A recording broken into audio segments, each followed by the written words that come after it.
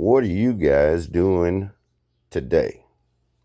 So it's done. This is the final video, step 10, the reveal. But this is the backside, and this was brought down to 600 grit. Okay.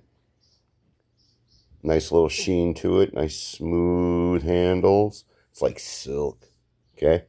Now, I added a little detail off camera yesterday just to add a little extra something to it, you know. And this is going to be a wedding gift for a very special person. So I engraved the initial of the last name on the bottom corner because this is going to have their wedding book. So when you go to the wedding, you can sign in that you were there and blah, blah, blah.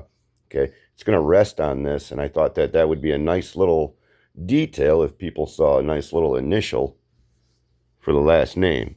And they just got a brand new house. So it's kind of a housewarming gift as well. Okay. But this side was brought down to 800 grit. Okay. And this grain is absolutely beautiful. Look at this charcuterie board. Even the live edges, handles are nice and smooth. This thing came out awesome. And it's 100% handmade.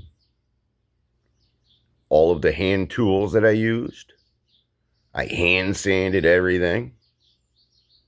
And I even make my homemade board butter. And this is probably inch and a half thick black walnut.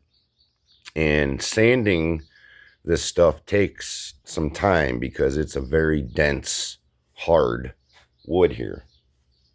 So I thought this would be a nice little gift for their wedding.